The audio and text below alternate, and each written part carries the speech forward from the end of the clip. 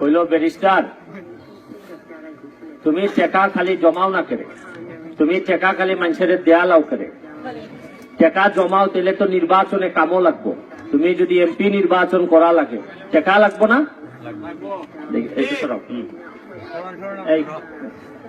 কয় টাকা তো লাগবো, টাকা জমাও না করে, তুমি এই মানুষের কম্বল দিয়া দিয়া তো টাকা পয়সা শেষ করে লেগেছ।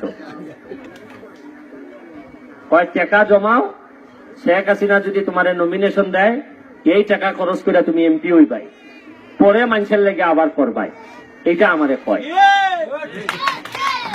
কিন্তু আমার কথাটা কি জানেন, যে আমি খালি টাকা জমাইলাম, ধরেন টাকা জমাইয়া আপনাদেরকে দিলাম না কিছু, শেখ হাসিনা আমারে নমিনেশনও দিল, টাকাও জমাইলাম, কিন্তু এমপি হইবার আগে যদি মরিয়া যাই তাহলে এই টাকা তো আর আপনাদেরকে দেওয়া হইল না। এই জন্য সিদ্ধান্ত নিলাম যে হায়াত মতের কথা তো বলা যায় না। আরে হালার মরিয়া যদি যাই এই টাকা কি আমার ব্যাংকে থেকে লাভ হইব? আর এই যে 4-5 বছর ধরে যে আপনারা শীতটা খাইবেন, এতে কি আমার কোনো লাভ হইব? কেউ কেউ আমার কয় শীত আরো পড়ুক, শক্ত করে পড়ুক, এরপরে তুমি কম্বল দিও। তা আমি কই বেটার কি ঠান্ডা লাগিয়া মরিয়া গেলে কম্বল দিব? শীতের আগেই তো কম্বল দিব। কয় না, শীতের ধরো শক্ত শীত যখন হইব তখন তোমার মনে রাখবো। আমি কই আমার মনে রাখার দরকার কি? আমি তো ঈশ্বরের দিকে তাকাইয়া কম্বল দেই, আমি কি মানুষের দিকে তাকাই?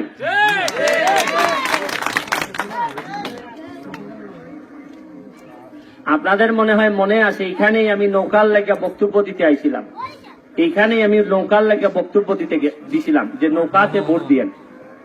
আপনারা অনেকেই হয়তো দিছেন, অনেকেই দেন নাই, নৌকা পাস করে নাই, তাতে কোনো অসুবিধা হয় নাই। কিন্তু এখন যে নৌকা পাস করলো না, আমি বক্তব্য দিয়ে গেলাম, আবার যদি নির্বাচন যখন আয় 5 বছর পরে যদি আমি আই, আর এর মধ্যে যদি আপনাদের কাছে না আই, আবার 5 বছর পরে আইসা যদি কই আবার একটা ভোট দেন, কেউ যদি দাঁড়াইয়া কয় ব্যারিস্টার তুমি তো খালি পাইখার মতো আসো, 5 বছর পর পর তোমার কথায় ভোট দিব না, কইতে পারে না? এটা কি আমার উচিত? আমি আপনাদের ঋণ নিছি, নৌকায় ভোট নিছি, এখন যদি আমি সময়ে অসময়ে ঠান্ডায় গরমে যদি আপনাদের সাথে না আসি, আমারে তো মানুষে বাটপার কইব। হয়তো সামনে সামনে কইব না, কিন্তু মনে মনে কইব না। এই জন্য সুযোগ পাইলেই, কয়টা টাকা জমলেই যেমনে পারি, কোন সময় পূজাতে টাকা দেওয়ার চেষ্টা করি, কোন সময় কম্বল দেওয়ার চেষ্টা করি, কোন সময় চন্দ্রদারে লইয়া ফুটবল আয়োজন করার, ফুটবল ম্যাচ আয়োজন করি, বিভিন্ন ভাবে চেষ্টা করি যে মানুষের উপকার করা যায় কিনা। আপনারা জানেন আমার বাবার অনেক টাকা ছিল, কিন্তু শেষ পর্যন্ত যখন জীবনের শেষ সময় আইছে এই টাকা খাইয়া যেতে পারে নাই। এবং আমি এমন অবাগা সন্তান যে আমার বাবার লাশটাও আমি দেখতে পারি নাই। এরপর থেকে আমার মনের ভিতর একটা তিস্কার জন্মাইছে যে শালার সম্পদ তো কোনো কামে আসে না। আর আমি এত অবাগা, এত যোগ্যতা আল্লাহ আমারে দিছে, আমি ব্যারিস্টার হইছি, মানুষ মনে করে আমি মিনিস্টার হইমু। আরে আমি যদি প্রেসিডেন্ট হইয়া যাই, কিন্তু বাপের লাশটা তো দেখতে পারলাম না। এই জন্য বড় দুঃখ হয় মাঝে মধ্যে। যাই হোক, আপনাদের আরো একদিন যদি সময় পাইতে লম্বা করে বক্তব্য দিয়ে আপনাদের সাথে শেয়ার করবো, কারণ বাটপারে বইয়া গেছে দেশটা, বিশ্বাস করেন এত বাটপার বইয়া গেছে যে আপনারা এটা কুলাইয়া উঠতে পারবেন না। আমি ব্যারিস্টার হইয়াই পারি না। গম দিলে খাইয়া নেয়, চাল দিলে খাইয়া নেয়, টাকা দিলে খাইয়া নেয়, শ্রমিকের বেতন দিলেও খাইয়া নেয়। মসজিদে টাকা দিলে টাকা নাই, মন্দিরে দিছেন কয় টাকা তো পাইছি না, কই গম কই আটা, এরপরে দেখা যায় খাইয়া একদম শেষ। এমন বাটপারের দেশ হইছে। তবে একটা কথা কইয়া যাই আপনাদেরকে, যদি ওই শেখের বেটিটা বাচ্চা থাকে, ওই যে শেখ হাসিনা, বেটিটার এত ক্ষমতা, এমন ইমানদার, যদি বেটিটা বাচ্চা থাকে আর বেশি দিন না আমার মতো লোকের আর কম্বল দেয়া লাগতো না। বেটি ইচ্ছা করলে কইব যে ঠান্ডাই বন্ধ করে দিব। এটা শেখের বেটি, আমি বইলা যাইতেছি, তার জন্য একটু আশীর্বাদ করেন। এই শেখের বেটি যদি আর কিছুদিন বাচ্চা থাকে, সে পদ্মা সেতু নিজের টাকায় করে লাইতেছে। আরে এটা তো হাজার হাজার কোটি টাকার কারবার, আর আপনাদেরকে কম্বল দিতে কয় টাকা লাগে?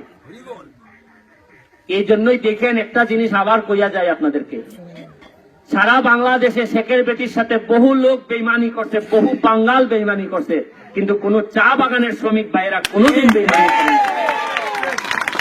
এই জন্যই দেখেন চা বাগানের মধ্যে আইলে আমি একটু আবেগপ্রবণ হইয়া যাই। আমার কাছে মনে হয় যে আমি তাদের সামনে বক্তব্য দিতাছি, এরারে তো আমি চিনি, এরা তো হচ্ছে কি ইমানদার, জীবনে কত প্রলোভন দেখাইছে তারপরও নৌকা ছাইরা যায় নাই।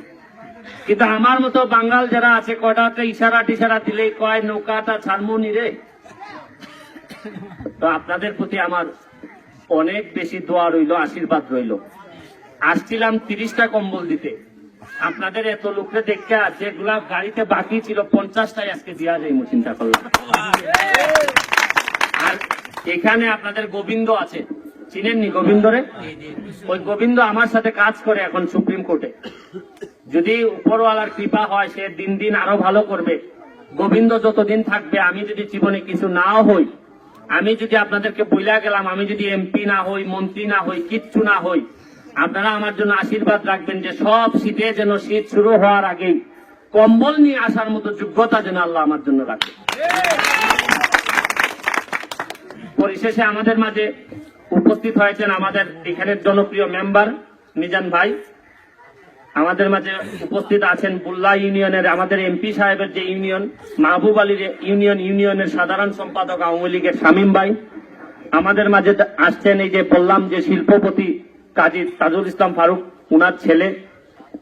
আমাদের মাঝে উপস্থিত হয়েছেন শরীয়তপুরের কামরুল, আমাদের ওর ভাই রানা, আমার কলিগ সুপ্রিম কোর্টের অ্যাডভোকেট রোমান, ইভান, যুবলীগ নেতা চুনারঘাটের যুবলীগ নেতা লুবন। লুবন একটু দাঁড়াও তুমি। হ্যাঁ, সেও আসবে আপনাদের সাথে। আমাদের ইরফান আলী, আমাদের ছাত্রলীগ নেতা সোহাগ, আমাদের পৌর ছাত্রলীগ নেতা শিবন। শিবন দাঁড়াও তুমি। আশিক, এই জুনেদ, এরা যারা আছে সবাই এখানে যারা উপস্থিত হয়েছেন। আমাদের চন্দ্রদার কথা তো আর বললাম আপনি আইন্দারে বৈশা রয়েছে। আসো সামনে আসো, তুমি আমার প্রিয় খেলোয়াড়, চিনছেন নি? ফুটবল খেলে খালি। হ্যাঁ হ্যাঁ হ্যাঁ হ্যাঁ। তো আমাদের এক দাদা বইলা গেলেন যে অনুকূল ঠাকুরের মন্দিরের কথা। এখন আমি জানি না কত টাকা খরচ লাগবে, তো গোবিন্দর সাথে আলোচনা কইরা, উনাদের সাথে আলোচনা কইরা যতটুকু সম্ভব আমার পক্ষে। দেখেন আমি তো কোনো সরকারি সহযোগিতা পাই না, যা পাই হচ্ছে কি যেভাবে আপনারা প্রতিদিন শ্রমিকের টাকা পান না, ঠিক এরকম টাকা পাই। ওই টাকা থেকে যেটা বাকি থাকে এটাই নিয়ে আসি কম্বল। তবে আপনাদেরকে বলা যায়, জীবনে যদি কোনোদিন সরকারি ক্ষমতা পাই, জীবনে যদি সরকারি কোনো ক্ষমতা পাই, আর আমার যদি নষ্ট না হইয়া যায়, তাহলে কলজাটা খুল্লা দেয়া থাকলে কলজাটাও খুল্লা দিব। পরিশেষে আপনাদের জন্য অনেক বেশি আশীর্বাদ রেখে, আমার জন্য আশীর্বাদ কামনা করে, জননেত্রী শেখ হাসিনার জন্য আশীর্বাদ কামনা করে আমি আমার বক্তব্য শেষ করছি। জয় বাংলা, জয় বঙ্গবন্ধু।